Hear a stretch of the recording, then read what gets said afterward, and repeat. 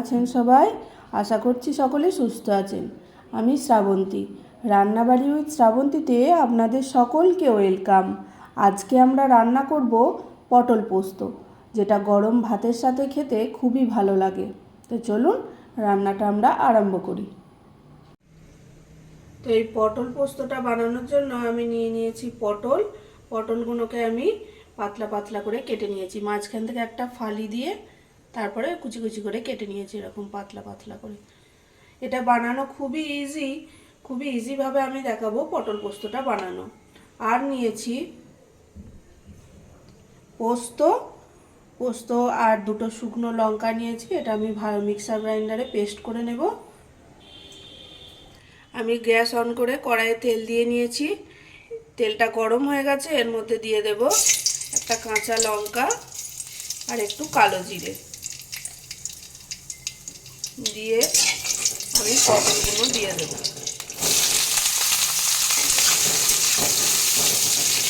পটলগুলোকে আমি একটু ভেজে নেব।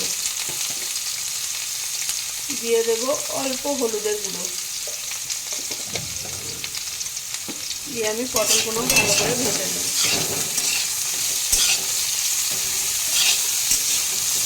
পটলটা আমার মোটামুটি ভাজা হয়ে গেছে।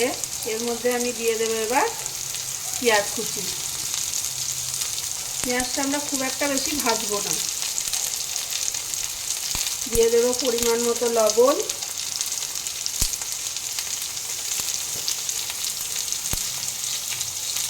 এটাকে দু একবার নাড়াচাড়া করে নেব।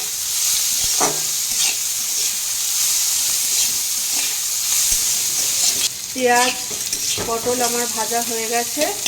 এর মধ্যে আমি এবার দিয়ে দেব পোস্ত বাটাটা।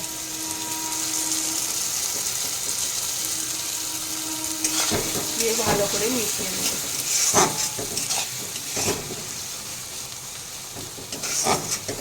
মিক্সিটা ধুয়ে একটু আমি জল দিয়ে দেব।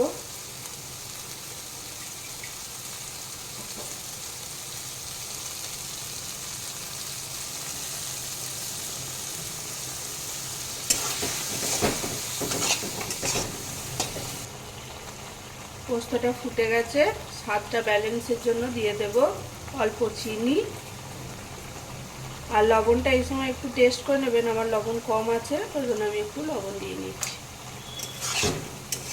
দিয়ে এটাকে আমি আর একটু ফুটিয়ে নেব। জলটা একটু মরে যাবে, তাহলেই রেডি হয়ে যাবে। পটল পোস্ত একদম রেডি হয়ে গেছে। ওপর থেকে আমি একটু কাঁচা সর্ষের তেল ছড়িয়ে দেব। ব্যাস, একদম রেডি হয়ে গেছে আমার পটল পোস্ত। কেমন লাগছে আমার রেসিপিগুলো অবশ্যই কমেন্টে জানাবেন। ভালো লাগলে ভিডিওটা লাইক অ্যান্ড শেয়ার করবেন আর চ্যানেলটাকে অবশ্যই সাবস্ক্রাইব করবেন। পটল পোস্ত আমার একদম রেডি হয়ে গেছে। আমি একটা পাত্রে সার্ভ করে নিয়েছি। গরম গরম ভাতের সাথে এরকম পটল পোস্ত খেতে খুবই ভালো লাগে। আপনারা একবার বাড়িতে বানিয়ে দেখতে পারেন। আসছি পরের কোনো ভিডিও নিয়ে। ততক্ষণ ভালো থাকবেন, সুস্থ থাকবেন আর সকলকে ভালো রাখবেন। বাই।